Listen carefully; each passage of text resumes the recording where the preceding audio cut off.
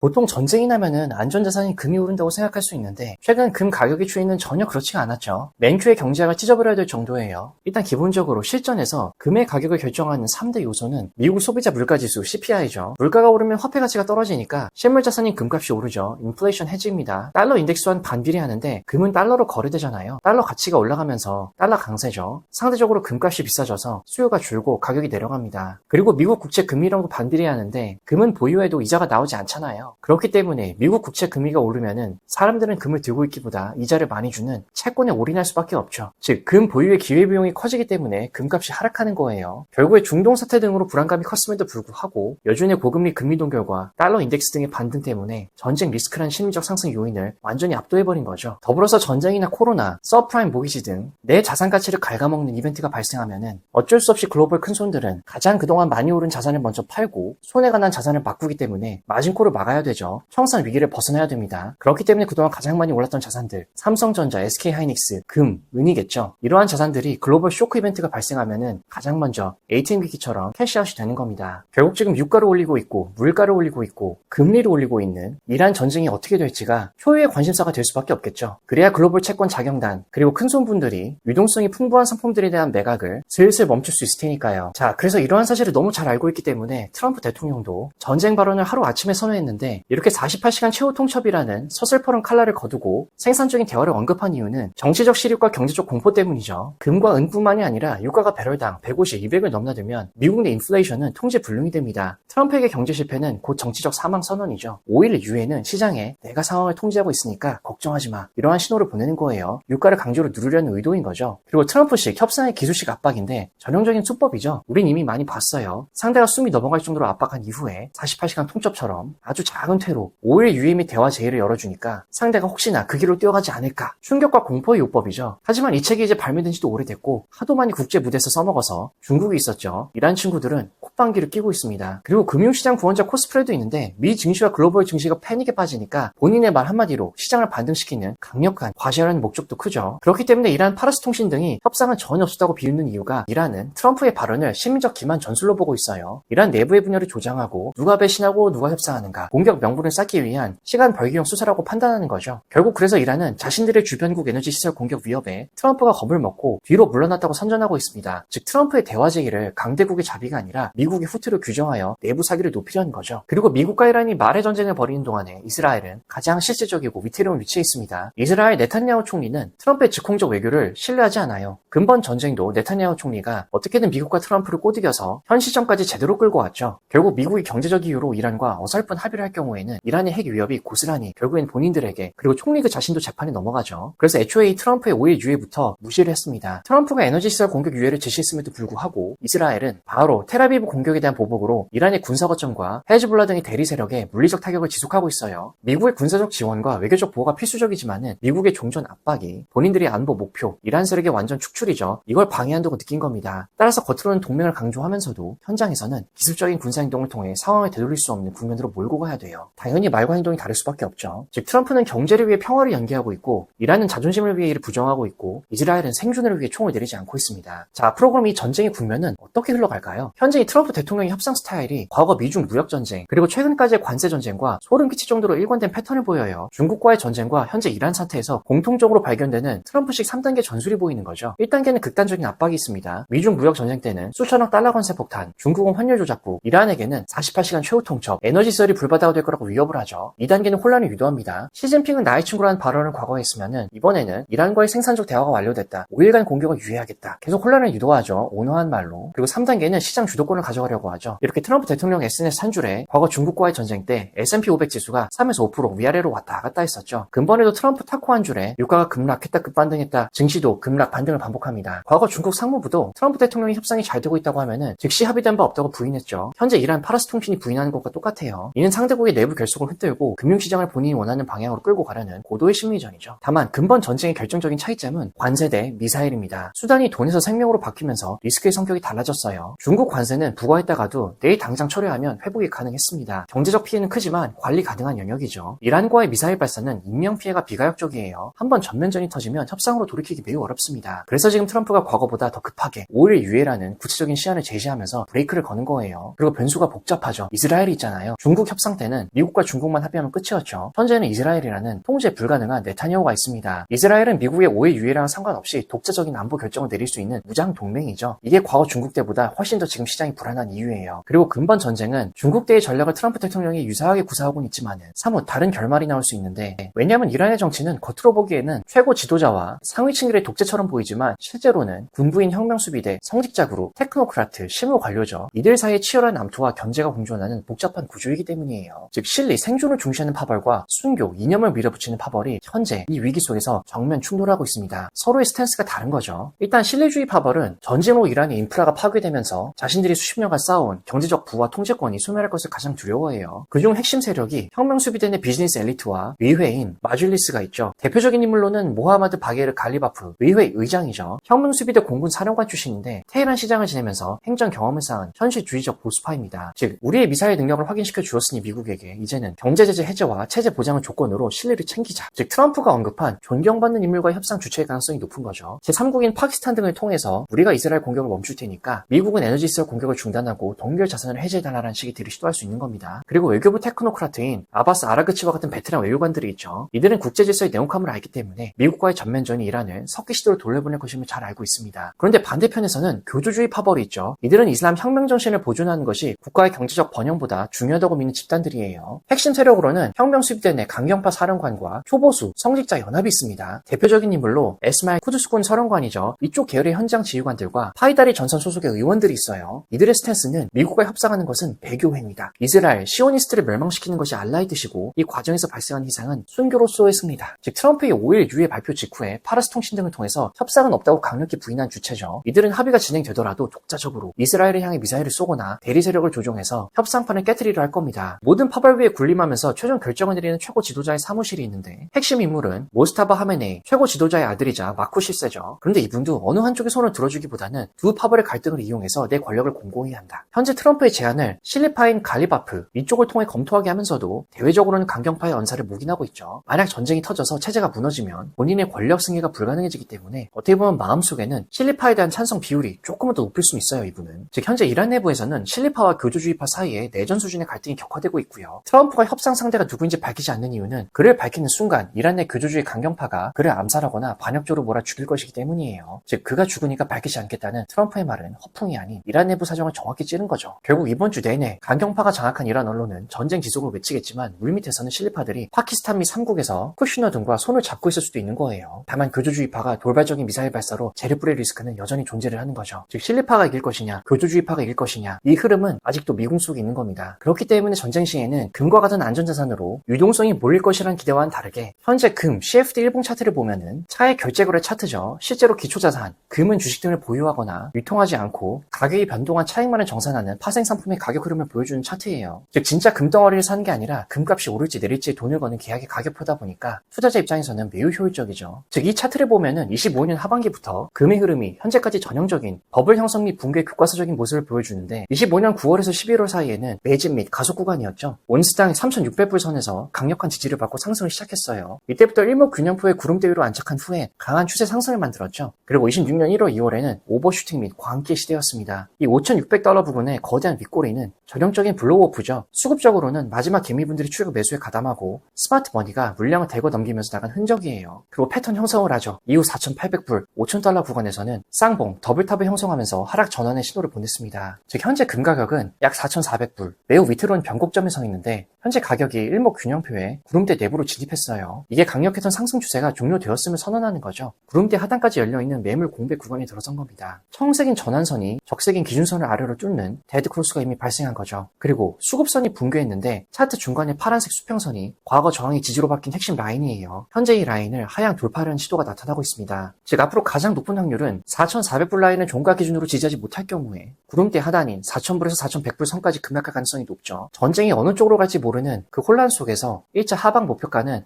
약 4,100불 정도, 차트상 최근 저점이죠. 그리고 2차 하방 목표가는 3,800불 정도. 즉 지금은 금이라는 칼날을 잡을 때가 아니라 방패를 들 때인 거죠. 기술적으로 금은 추세 반전이 확정되는 단계에 있어요. 특히 일봉상 장대 인봉이 쏟아지는 것은 수급 주체들이 더 이상 높은 가격에서 금을 보유할 매력을 느끼지 못했다는 강력한 신호입니다. 즉 지금 진입하는 것은 도박에 가까운 거죠. 최소 4,100불 부근에서 지지 캔들이 형성되는 것을 확인해 봐야 되는 거예요. 기존 보유자의 경우에는 4,400불 라인이 무너지면 비중을 계속 줄여나가면서 수익을 확정 짓거나 손실을 방어해야 됩니다. 차트의 구름대가 얇아지는 구간까지는 변동성이 매우 크기 때문이죠. 이렇게 불안한 매크로 환경에서 금이 이렇게 하방을 향해 달려가는 모습을 보여주고 있는데, 그렇다면 쌍둥이인 은은 도대체 어떤 상황일까요? 금의 흐름과 괴를 같이 해보자면 은은 금보다 변동성이 훨씬 큰 하이 베타 자산인 거예요. 은은 귀금속이면서 산업재, 태양광, 반도체, 전자기기 등등 여러 마스크를 쓰고 있죠. 그렇기 때문에 매크로 변화에 훨씬 더 민감하게 반응합니다. 은은 과거의 금보다도 훨씬 더 투기적인 상승을 보여줬는데 25년 9월 11월에 이때는 금과 같이 완만한 우상향 추세를 그리면서 산업재 수요와 안전자산 수요가 겹치면서 물량이 많이 매집됐죠. 그리고 11월에서 26년 1월 차트의 기울기가 수직으로 변해요. 투자자분들의 포모가 붙은 전형적인 파라볼릭 상승이죠. 그리고 1월 중순에서 2월 블로우 오프 탑이 일어납니다. 온스당 120불 부근까지 이때 치솟은 장대 양봉들과 이후 쏟아진 장대 음봉은 전형적인 물량 떠넘기기 구간이죠. 이 구간에서 큰손분들은 최고점에서 개인분들에게 물량을 모두 다 털고 도망간 흔적이 완연해요. 그래서 현재 은차트는 금보다 훨씬 위험한 시그널을 보내고 있어요. 수급 라인이 붕괴됐는데 현재 은차트의 75불 부근은 과거 수차례 가격을 방어해주는 핵심 지지대였어요. 그런데 현재 가격이 핵심 지지선을 강한 음봉과 함께 하향 돌파했습니다. 결국 이 지지선이 저항선으로 바뀌는 가장 안 좋은 캔들 시그널이죠. 그리고 은차트가 금차트보다 더 깊숙하게 일목균형표 구름대 하단으로 가격이 처박히고 있어요. 지금 사실상 모든 단기, 중기 추세가 완전히 하방으로 전환된 거죠. 그리고 현재 시장 참여자들의 센티멘트는 패닉 셀링을 하면서 손절매가 쏟아지는 아주 급박한 구간이에요. 그래서 앞으로 가장 확률이 높은 시나리오는 투매 가속화 및 낙폭 확대인데, 현재 붕괴된 75불 선을 빠르게 회복하지 못하면 가격은 매물 공백 구간에 따라서 60불, 62불 라인까지 다이렉트로 급락할 수 있습니다. 은은 산업용 수요가 크기 때문에 하반기 미국 경기 침체가 현실화될 경우에 안전자산 수요보다 산업재 수요 급감 타격이 금보다 훨씬 크게 작용하면서 가속 하락을 하는 거죠. 즉 금은 거품을 빼고 있는 과정이라면 은은 추세가 붕괴되면서 투매가 나오는 그 과정이에요. 즉 기존 보유자분들에게는 계속해서 하방 파동 시대마다 데드캣 바운스가 나올 텐데 그때마다 물량을 축소해야 되는 원픽 종목인 거죠. 75불 선을 회복하지 못하는 반등은 세력의 엑시트 전 마지막 탈출 기회의 확률이 높습니다. 그리고 신규 진입을 고려하시는 분들 같은 경우는 현재 가격인 69불에서 섣불리 저점 매수 절대 하면 안 되겠죠. 은의 바닥은 60불 초반대에서 횡보하는 움직임을 확인하고, 지금 금과 은값은 금이나 달러, 경제지표가 가리킨 가격보다 훨씬 비싸게 거래되는 거품 상태인 거예요. 전쟁이라는 뉴스에 현혹되어서 추격 매수하기보다는 오히려 비중을 줄이고 하반기 미국 금리 인하와 될지는 모르겠지만 달러 약세가 본격화되면서 금값이 적정 수준으로 내려왔을 때 다시 사는 전략이 내 마음이 편하고 현명할 수 있는 거죠.